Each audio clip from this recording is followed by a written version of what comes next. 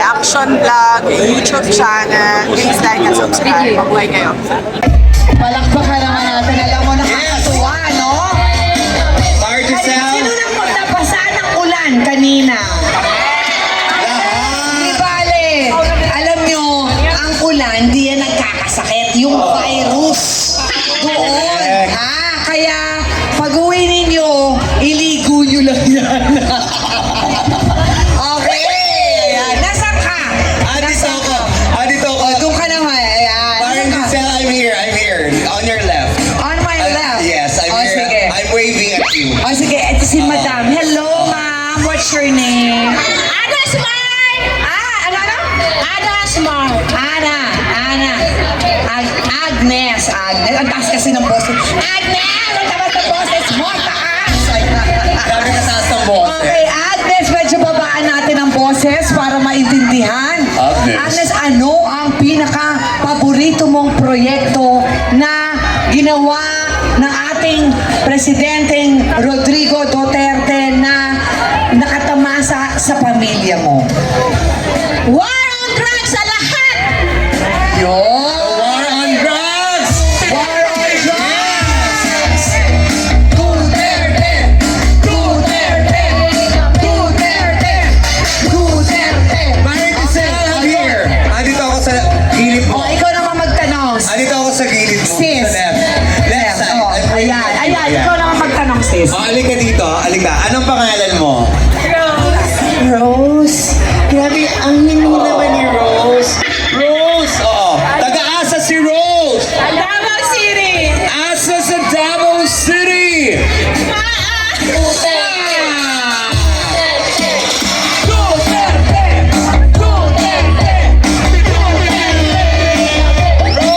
Alien Tiripe, ano naman o sa imong pinakapaboritong project ni Tatay Digong? Free college education for students!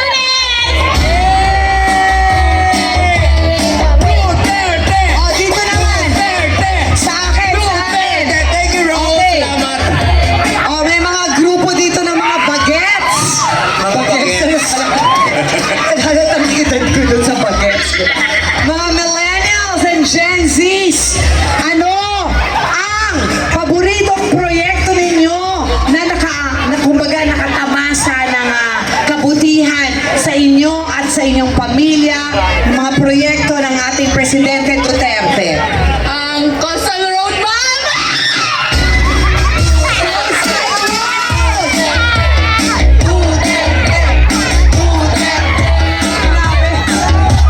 Nakapokus pala sa kilikili ko. Buti na lang mabuti yung kilikili ko. Grabe. Kanina ko pala nakafocus sa kilikili ko. Diba? Ayan. Mabango naman, diba? Everybody!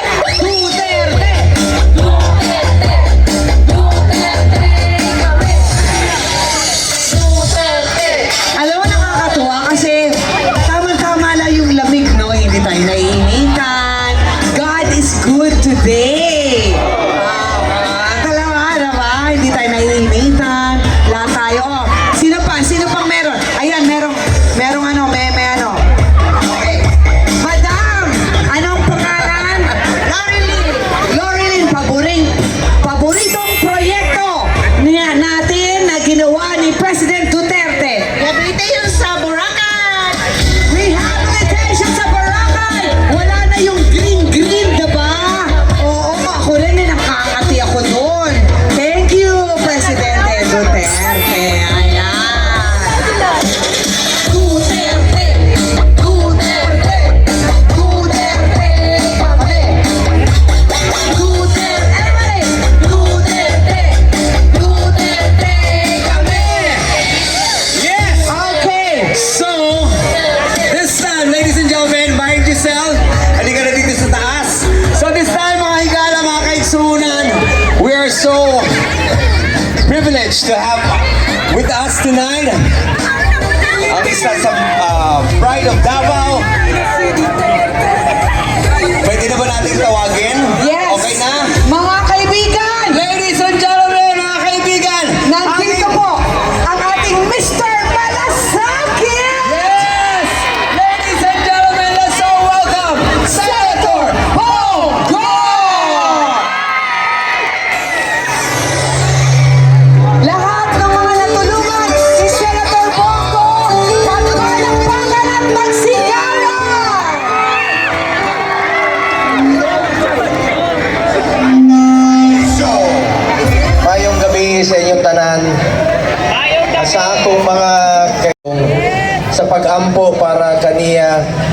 buluman mo nga kung kamo nasakitan mo sa nahitabo sa iya. Ako, doble kayo, times 1,000 ang kasakit.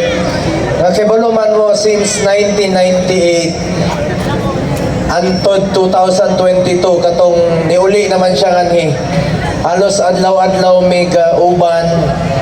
Araw-araw kami magkasama, 1998. Sa isang taon, sa 365 days, siguro 350 days, magkasama kami sa isang taon. Sakit kayo sa akong dughan. Antod karon matulala gani ko maguna-una sa iya. Alam kong hirap na hirap siya doon. Alam kong hindi niya kakayanin pa ng napakatagal na panahon mapalayo sa kanyang bayan.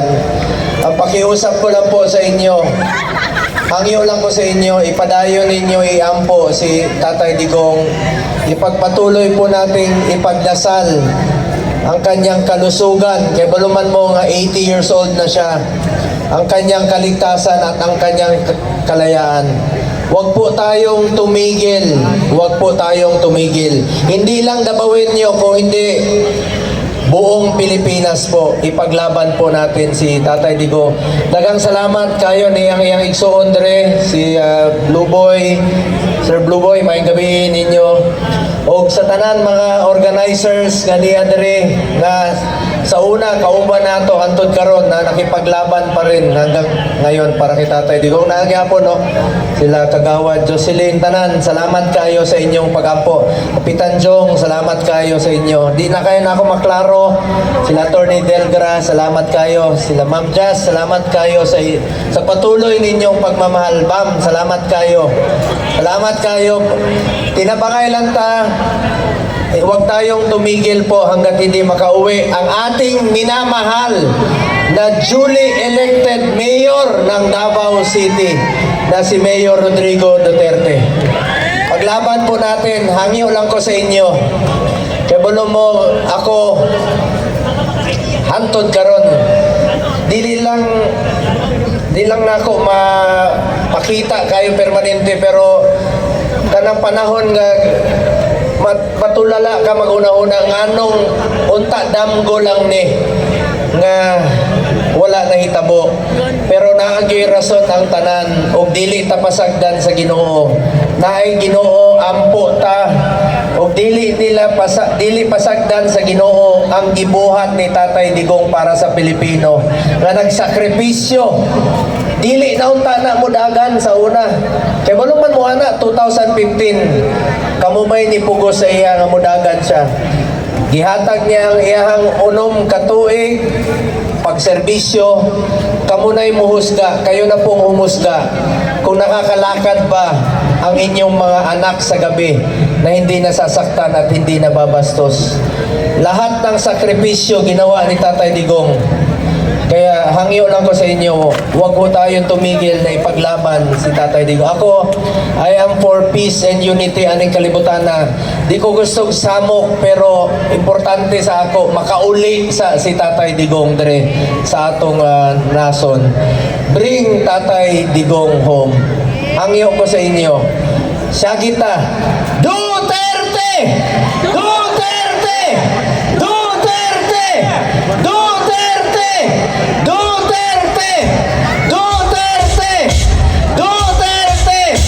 Duterte!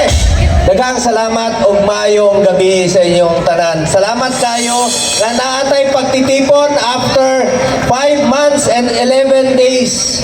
Niya gihapon mo hantod karon nga nagaampo og suporta kay Mayor Duterte.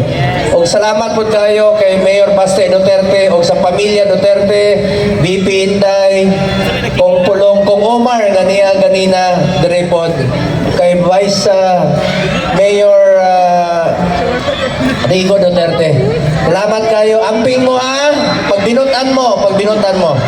Pakabait kayo. Pagbinutan mo. Salamat kayo.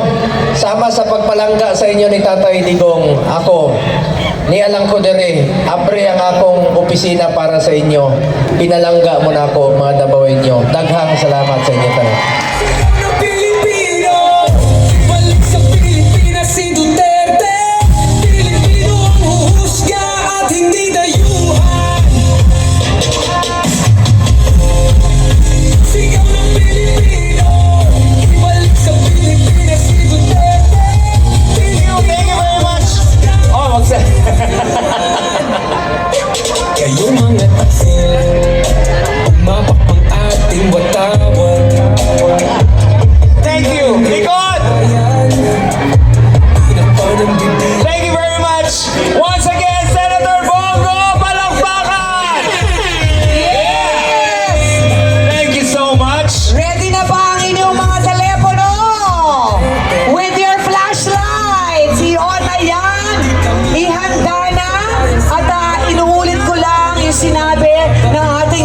Philippines, Senator Bongo, ayaw kalimti mag-ampo sa atong pinalanggang President Rodrigo Roa Duterte. So, ladies and gentlemen, let's all watch this.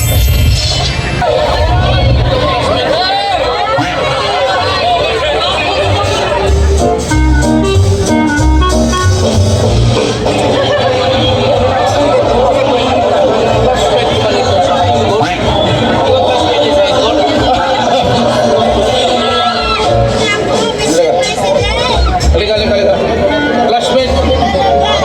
Classmate dito sa high school.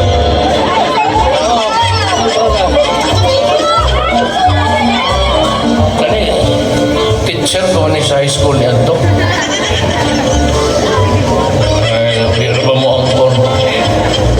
Gatong ko ang printed. Kung muna itong principal, hinumdum ba mo? Kani, classmate ko na sa first year. Huwag gina iyang kon, taas ang iyang buhok. Huwag gina pagupit, iyan lang na ipaputol.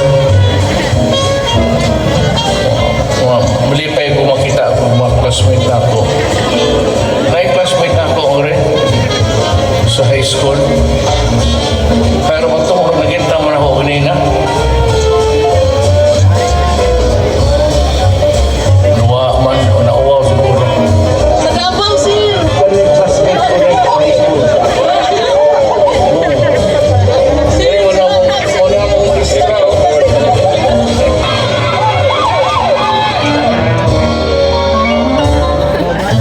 All I have to do is falsify at aabot yan.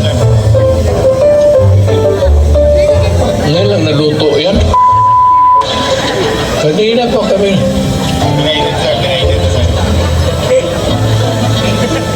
Ngayon pa naluto ito. Kumpare ko to eh. Kapitbahay ko. Wala na naluto. Yosef boy, tagyanin. Paupuin mo yung may-ari nito.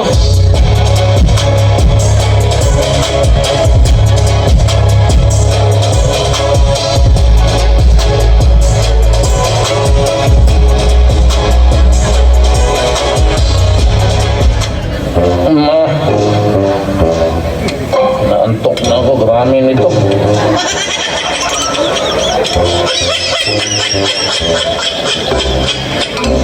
Sus, 5 page.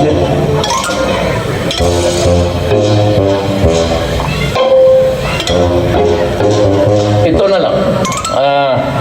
Yung last page na lang. Ito na lang basahin ko.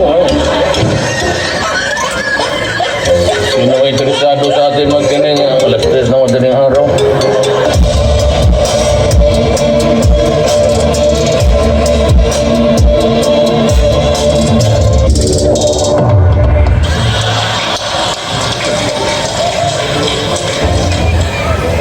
Todo itong yawa.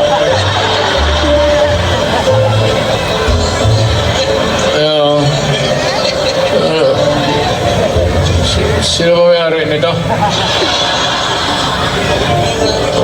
Kung iyan at tike o...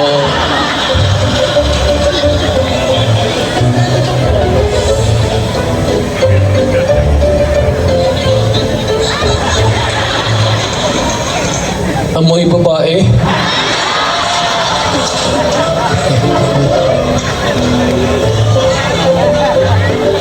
May second floor siguro ito.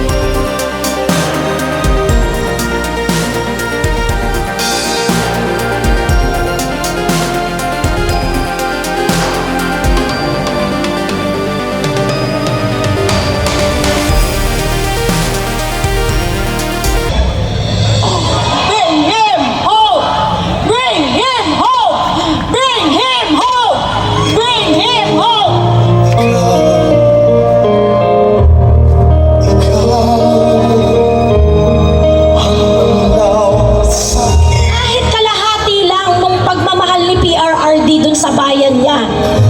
Ayun ang tataglayin nating lahat ng mga Pilipino. Meron tayong kinabukasan dito sa Pilipinas.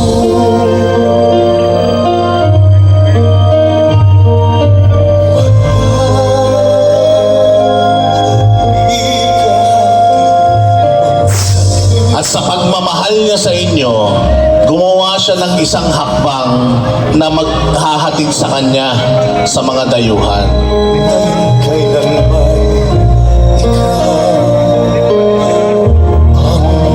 Pero nandito tayo ngayon para gunitain, alalahanin, intindihin yung nangyaring kahayupan sa bayang Pilipinas.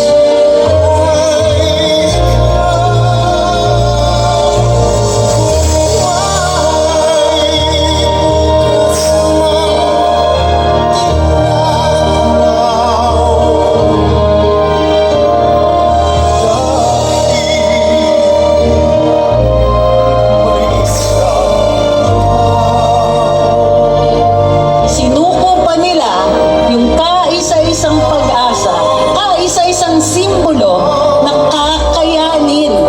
Kinuha nila sa atin yung dating Pangulo na simbolo at parating nagpapaalala sa kanila na kaya ng gobyerno magbigay ng serbisyo sa atin.